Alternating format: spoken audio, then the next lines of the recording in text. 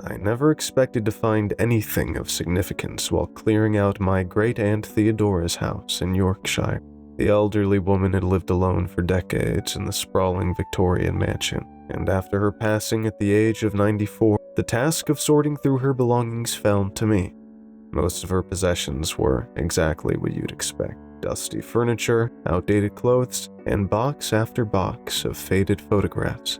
But in the attic, buried beneath a stack of moldering blankets, I found something extraordinary: a leather-bound journal, its pages yellow with age. The cover was unmarked save for a single name written in flowing script: Aldrich Blackwood, 1665. My hands trembled as I opened it. Aldrich Blackwood had been a distant ancestor, a physician who lived through the Great Plague of London. I'd heard stories about him growing up, but I never knew any personal accounts had survived.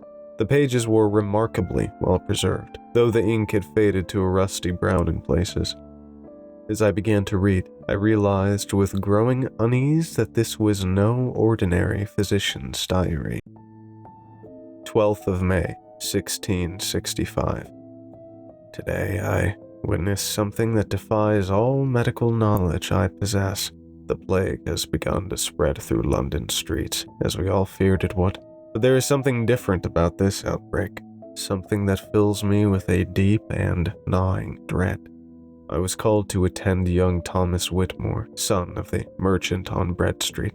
The boy presented with the typical symptoms: fever, chills, and a small swelling in his neck. But when I examined the boy more closely, I observed movement beneath the skin. Not the usual pulsing of infected tissue, but something deliberate, purposeful. When I lanced the swelling, what emerged was not merely pus and blood. I shall document this precisely, though my hand shakes to write it. The infected matter seemed to writhe of its own accord, and within it I glimpsed what appeared to be minute, thread-like structures, twisting and coiling like tiny eels. Young Thomas expired within hours. His father begged me to examine the body, convinced some curse had befallen his son. I agreed, though I now wish I hadn't. The boy's lymph nodes, when extracted, contained more of these strange fibers. Under my microscope, they appeared almost crystalline, with complex branching patterns unlike anything I've encountered in my studies of the disease. I have preserved several samples. God forgive me, but I must understand what this is. 15th of May, 1665.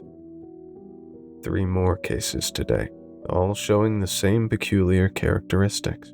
The fibers appear in every sample I examine. They seem to grow more complex, more organized with each passing day. I've begun sketching their patterns, though I fear my drawings do not do justice to their bizarre intricacy. My colleague Dr. Edmund Halsey believes I'm allowing fear and exhaustion to cloud my judgment. He claims I'm seeing patterns where none exist, that these are merely the typical signs of bubonic plague, but he hasn't observed them under the microscope as I have. He hasn't seen them move. I must document something else, though I hesitate to commit it to paper. The infected seem to share a common behavior in their final hours. They speak of visions, not the usual fevered hallucinations, but specific, consistent images. They describe vast networks of tunnels branching endlessly beneath the earth. They whisper about something moving through these passages, something ancient that has been waiting. I tell myself these are merely the ravings of dying minds, yet each patient describes the same scenes, down to the smallest detail. How can this be? 20th of May, 1665. I've made a terrible discovery. The samples I preserved, they've changed. The fibers have grown more numerous, forming intricate patterns that seem almost like writing in a language I cannot read. When I examine them, I feel a curious sensation, as if something is attempting to communicate through these bizarre structures. More disturbing still are the rats. London has always been plagued by them, but their behavior has become increasingly erratic. They gather in large groups, moving with an unnatural coordination. Yesterday, I observed a group of them in my laboratory, clustered around the cabinet where I keep my samples. They seemed to be listening for something. I've begun to experience strange dreams. I see the tunnels my patients described, endless passages that seem to pulse with their own heartbeat. Sometimes I hear whispers in languages that have never been spoken by human tongues. I tell myself this is merely the result of exhaustion and stress, but deep down, I know better. 25th of May, 1665. The infection rate is growing exponentially, but that is not what truly terrifies me. It's the patterns. They're everywhere now. In the spread of the disease through the city, in the way the rats move through the streets, in the very arrangement of the bodies we collect each morning. Everything follows the same branching structure I first observed in those tissue samples.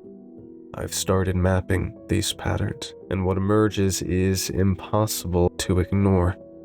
The disease isn't spreading randomly. It's creating something, building something, using us as its medium. Dr. Halsey visited again today. He seemed troubled by my research, especially my maps and drawings. He suggested I take some time to rest, mentioned that many physicians have been driven to madness by the horrors we witness, but his eyes lingered too long on my samples, and I noticed his hands trembling as he spoke. After he left, I discovered several of my samples were missing. 1st of June, 1665. I can no longer sleep. The dreams have become too intense, too real. In them, I walk through those endless tunnels, following the branching patterns that have become so familiar. But now I understand what they are. A root system, spreading through the very foundations of our city. And at the center of it all, something waits. Something that has been growing, feeding, preparing. The pattern of the infection, when mapped across London, creates a perfect replica of the structures I've observed in my samples. We are not dealing with a mere disease. We are dealing with something that thinks, that plans, that has been waiting in the earth since long before humans walked upon it. I've discovered references in ancient texts to similar outbreaks throughout history.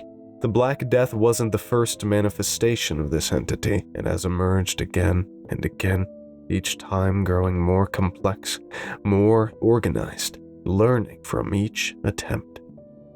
Today I visited the Whitmores again. The entire family is now infected, but they're not dying. They're changing. The fibrous growths have spread throughout their bodies, visible beneath their skin like dark rivers. They speak in unison now, describing the same visions I see in my dreams. They told me it's almost ready, that soon it will be complete. I must do something. But who would believe me?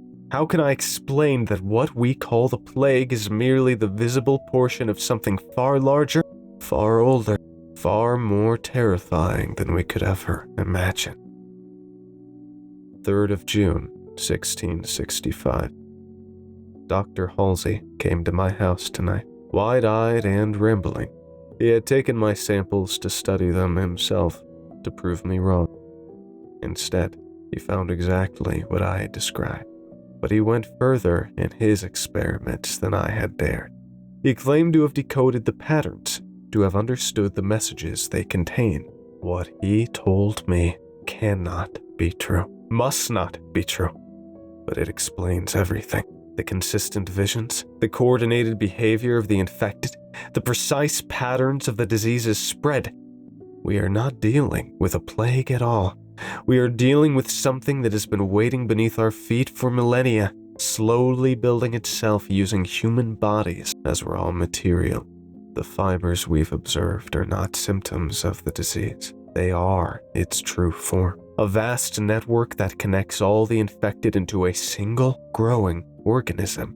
And now, after centuries of preparation, it's finally ready to... The entry ends abruptly here. the pen having skittered across the page in a jagged line. 4th of June, 1665. I write this in haste. They are coming for me. I can hear them in the streets below. Not just the rats now, but the infected themselves, moving with that same horrible coordination. Dr. Halsey is with them. I saw him through my window, his skin rippling with those familiar patterns. I've hidden my research as best I can.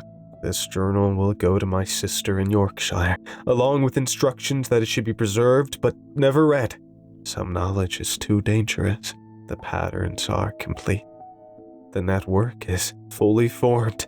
Whatever has been growing beneath London is ready to emerge, to transform from an invisible web into something far more terrible. I understand now why the infected didn't die, why they changed instead. They were never meant to die. They were meant to become part of it.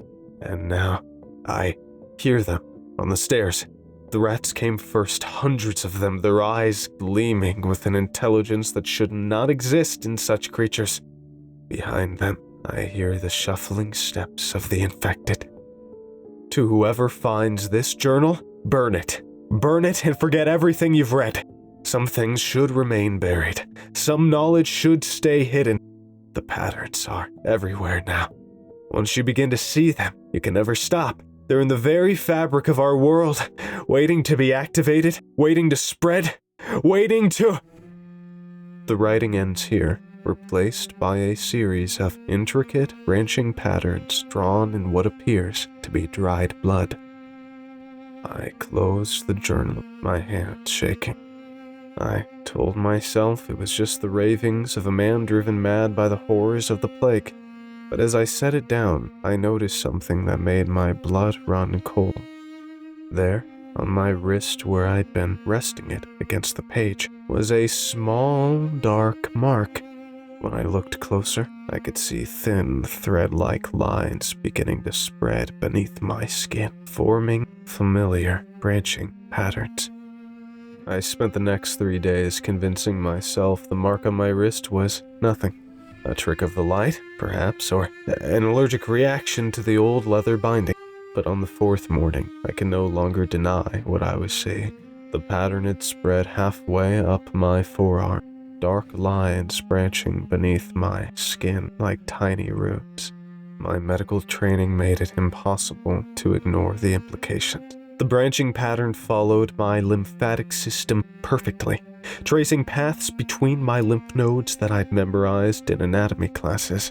But there was something else, something that sent ice through my veins. The pattern wasn't just following my lymphatic system, it was extending it, creating new pathways that shouldn't exist.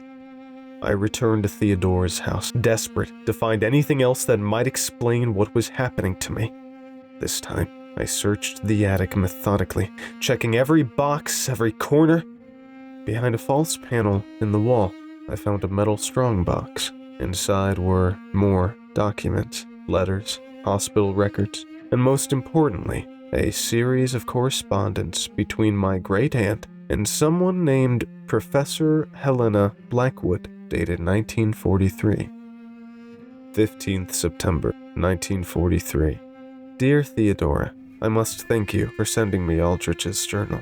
As the last practicing physician in the Blackwood line, I've long suspected our family's connection to the Great Plague went deeper than historical records suggest. Your discovery confirms my worst fears. I've spent the last 20 years studying unusual disease patterns across Europe, focusing particularly on incidents that mirror the 1665 outbreak. What I found is deeply troubling. The branching patterns Aldrich documented have appeared repeatedly throughout history, always in isolated incidents that were quickly covered up or dismissed as medical curiosities. Enclosed are my notes from a case in Prague, 1928. A young girl presented with what appeared to be severe lymphatic inflammation. Within days, similar cases appeared throughout her neighborhood. The attending physician documented branching patterns identical to those in Aldrich's drawings. But here's what truly terrifies me. He also documented instances of simultaneous movement among the infected. 37 patients, spread across 3 hospitals, all turning their heads at exactly the same moment to look in the same direction, all blinking in perfect unison.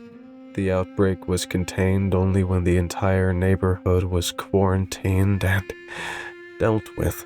The official record lists it as a tragic fire. But that's not all. I found references to similar incidents dating back to ancient Rome. They called it morbus radicus, the root disease.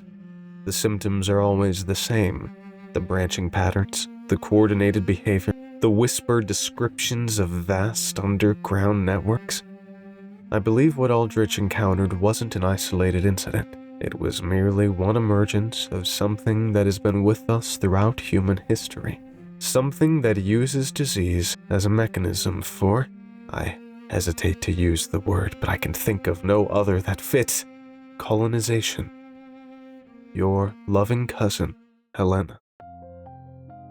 There were more letters, but what caught my eye was a folder of medical photographs paper-clipped to the next page.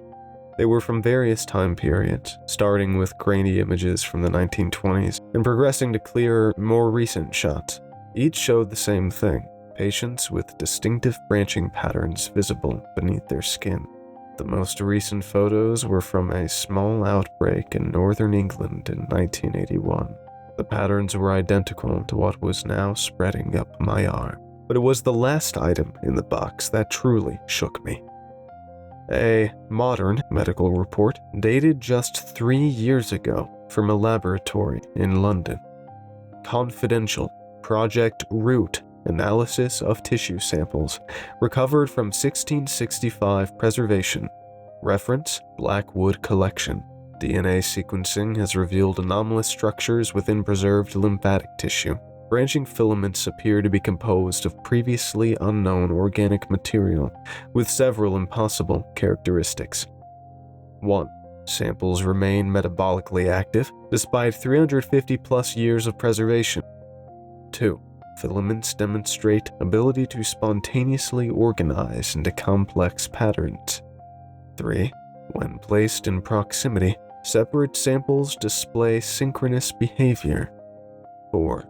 Electronic microscopy reveals structures resembling neural networks. 5. Samples emit low-frequency electromagnetic pulses at regular intervals. Note: after 72 hours of observation, samples showed signs of renewed growth. All testing suspended by order of department chair. Samples sealed in containment unit pending review. Update: containment unit compromised. Nature of compromise unknown. Samples missing. Investigation ongoing. Final note: project terminated. All records to be sealed. My hands were shaking so badly I could barely read the last page. A handwritten note from my great-aunt Theodora. To whoever finds this, I am the last of the Blackwood line to serve as guardian of these records.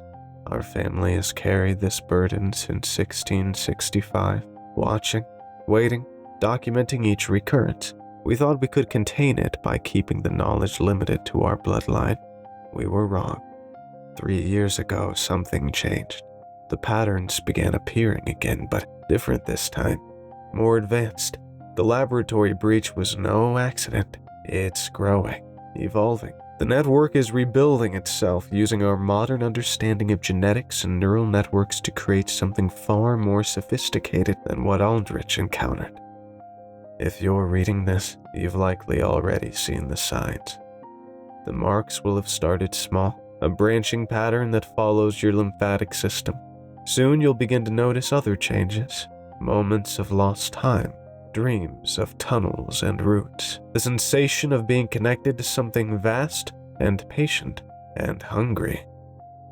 There's so much more you need to know about the ancient texts Helena found, about what really happened in Prague, about the true purpose of the patterns, but most importantly, about how they can be stopped. I've hidden that information separately. You'll find it when you're ready. when the patterns have spread enough for you to understand what you're truly dealing with. Look for the box marked with the root pattern, but be careful. Others will be looking for it too, others who are already part of the network. Theodora. I set down the papers and rolled up my sleeve. The patterns now reached my shoulder, and as I watched, I could swear I saw them pulse ever so slightly in rhythm with my heartbeat. But something else had changed too. Where before the marks had been random, now they seemed to form distinct shapes, letters almost, and I could read them. I knew I should have been terrified, should have gone to a hospital, called someone, done something. But all I could think about was finding that other box, about learning the truth, about understanding what I was becoming. Because somewhere, deep in my mind, in a place I hadn't even known existed until the patterns reached it, I could feel them, all of them. Everyone who had ever been touched by the root patterns, everyone who was part of the network, and they could feel me too. They were waiting for me to understand, to accept, to join. But first, I needed to find that box. Finding the second box was both easier and more disturbing than I'd anticipated. My body simply knew where to look. As I moved through Theodora's house, the patterns under my skin would pulse stronger or weaker, like some grotesque game of hot and cold. They led me to the cellar, to a section of wall that looked identical to all the others. But I could feel it calling to me. Breaking through the plaster revealed a metal box, smaller than the first, marked with branching lines that perfectly matched the ones now covering most of my torso. Inside was a leather folder containing what appeared to be research notes, medical diagrams, and something that made my blood run cold. A series of brain tissue slides dated 1928, labeled Prague specimens. But it was the modern-looking USB drive taped to the inside cover that caught my attention. Theodora had prepared for whoever would find this. My hands trembled as I plugged it into my laptop. The first file was a video recording. Theodora's face appeared on screen, looking gaunt and tired. The timestamp showed it was recorded just 2 weeks before her death. If you're watching this, then the patterns have already started spreading across your skin. Don't bother trying to remove them. Surgery, burning, even amputation. The Blackwood medical records document every attempted treatment over centuries. The patterns simply regrow, following the same paths, always rebuilding the network. What I'm about to share with you is the culmination of our family's research, combined with modern medical analysis. Helena was close to understanding it, but she died before making the final connections. I've spent my life completing her work. The patterns aren't a disease, they're a communication system, a physical network connecting human hosts to something that's been growing beneath our feet for millennia. Each outbreak throughout history was an attempt to refine this network, to make it more sophisticated, more efficient. The Prague incident of 1928 was the first time it achieved simultaneous neural synchronization across multiple hosts. The tissue samples in this box are all that remain of that attempt. Under a microscope, you'll see that the branching patterns don't just follow the lymphatic system. They interface directly with neural tissue, creating new pathways between hosts. But here's what Helena didn't know. What we've only recently discovered through electron microscopy and DNA analysis. The patterns aren't adding something to our bodies. They're activating something that was already there, dormant in our genetic code. Every human carries these latent structures. The patterns just wake them up.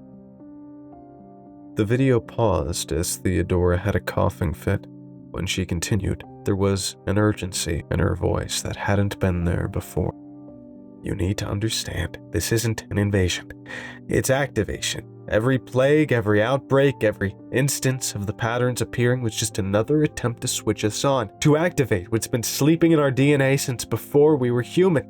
The Blackwood family were more susceptible than most. Something in our genetic makeup makes us ideal hosts for the initial stages of activation. That's why Aldrich was among the first to document it. why our family's been connected to every major outbreak. I'm running out of time, so I'll tell you what you need to know most urgently. The patterns you're seeing on your skin, they're not spreading randomly. They're forming specific sequences, like a code being written across your nervous system. Soon, you'll start to understand this code. You'll begin to see how it connects to everything else. The tunnels beneath cities, the way diseases spread, even the growth patterns of plants. There are others like you out there. Once the patterns spread far enough, you'll be able to sense them. Some have been part of the network for years, generations even. They've learned to hide the marks, to blend in. They're watching, waiting for the network to grow large enough for. No, you're not ready for that yet. First, you need to see the rest of the Prague documents. They show what happens in the later stages of activation. But more importantly, they show what we discovered about the source, about what's been waiting all this time, growing beneath. The video cut off abruptly. The next file was labeled Prague Stage 4.pdf. As I opened it, I noticed something odd. The patterns on my arm were moving, shifting to match the diagrams appearing on my screen. My body was learning, adapting, implementing the information in real time. The document began with a detailed medical report. Subject 23, Prague outbreak, day 17, terminal stage observations. The branching patterns now cover 94% of subject's neural tissue. Brain activity shows perfect synchronization with all other stage 4 subjects. Autonomous functions, heartbeat, breathing, occur in perfect unison across all connected hosts. New growth patterns observed in deeper brain structures. Subjects report shared consciousness experiences. Memory transfer between hosts confirmed through controlled testing. Most significant discovery: subjects no longer behave as individuals. They function as nodes in a larger neural network, each brain serving as a processing center for what appears to be a vastly larger consciousness.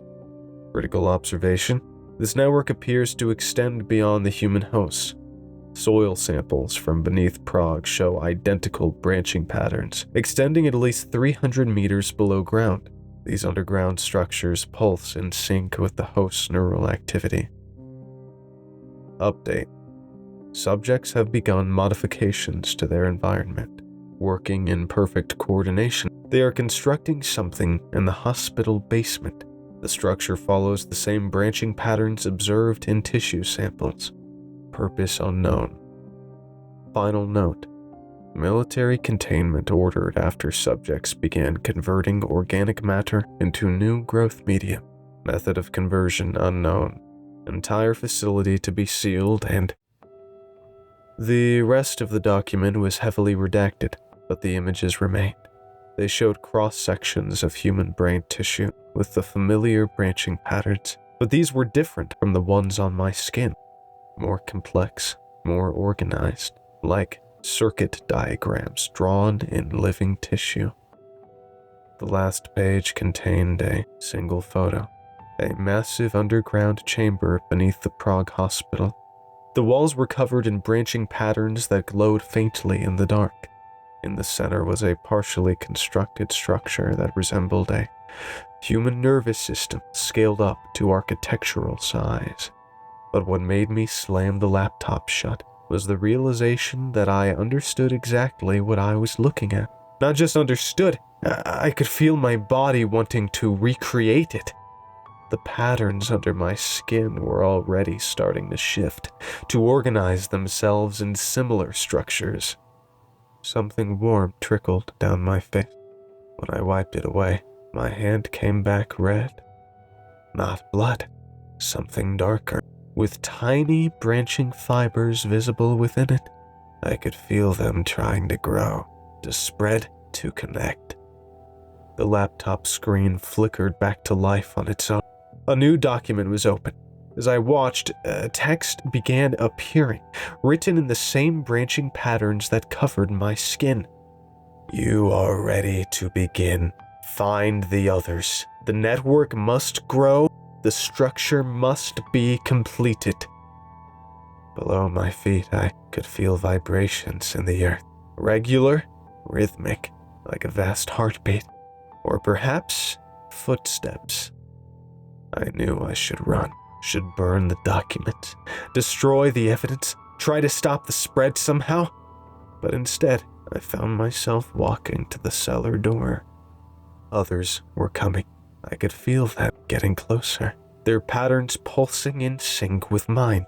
And deep beneath the earth, something ancient and patient stirred, ready to rise through its newly awakened network. The others arrived exactly as I knew they would, their footsteps echoing in perfect synchronization. Above me, I could feel their patterns resonating with mine. 5 distinct nodes in the growing network. As they descended the cellar stairs, I saw that they appeared completely normal, wearing ordinary clothes, looking like anyone you might pass on the street.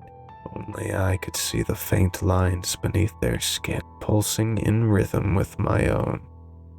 "Welcome, brother," said a woman who introduced herself as Dr. Sarah Chen. "We've been waiting for another Blackwood to join us. Your family always produces the strongest connections." I found myself answering in words that weren't entirely my own.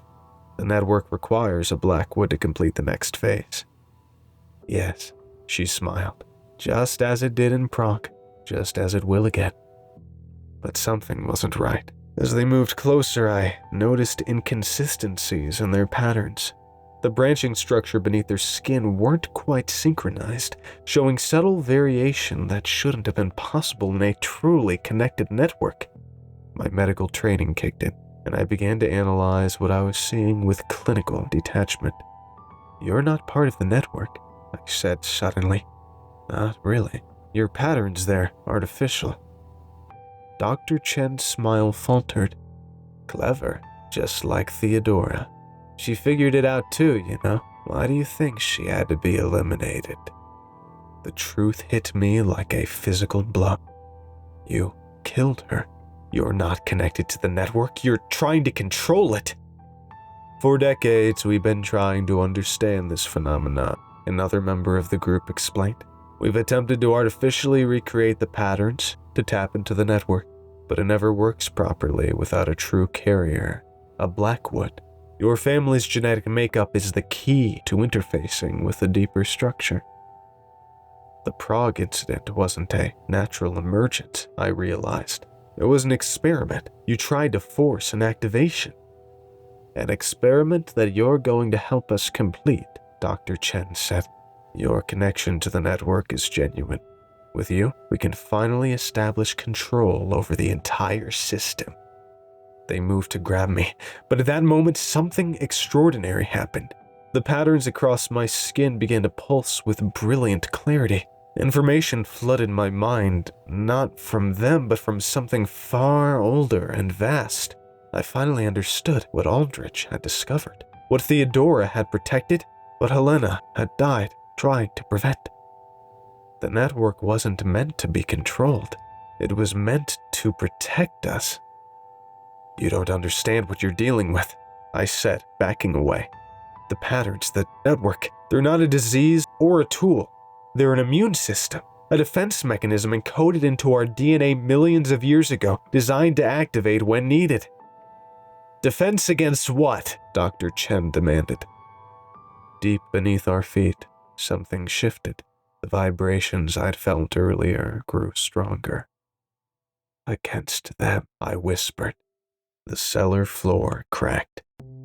Through the fissures, we could see deeper channels lined with fossilized patterns, ancient neural pathways that had laid dormant for millennia. But between these patterns were other structures, alien geometries, invasive growth patterns that bore no relation to terrestrial biology. "There's another network," I explained, the knowledge flowing through me from countless connected hosts across history, one that's been trying to establish itself since before humans existed. Every few centuries, it makes another attempt to take root, to spread through Earth's biosphere. The pattern we carry are our planet's natural defense, a way to detect and fight the invasion at a cellular level. That's impossible, one of them breathed. The Black Death, the Prague incident, every major outbreak, they weren't random. They were responses to attempted incursions. The network activates when it detects the other trying to emerge. Every plague was actually an immune response. The ground shook more violently. Through the widening cracks, we could see something moving in the depths. Something with its own branching patterns, but raw, twisted and malformed, like a cancer of reality itself. It's happening again, I said. That's why the network is waking up. That's why it needed a Blackwood. We're not carriers of a disease. We're antibodies. Dr. Chen raised a gun. This changes nothing. We'll find a way to control both networks. The power they represent. She never finished the sentence. The patterns under my skin flared, and suddenly I was connected not just to the network, but to every instance of its activation throughout history. I could feel Aldrich's presence, and Helena's, and Theodora's, all the Blackwoods who had served as nodes in this ancient defense system. Acting on instinct, guided by centuries of accumulated knowledge, I pressed my hand against the earth. The patterns flowed from my skin into the ground, spreading outward in an exponentially growing web. Where they met the alien structures, they encapsulated them, just as human antibodies surround hostile bacteria. The others tried to run, but their artificial patterns betrayed them. The network recognized them as compromised cells and responded accordingly.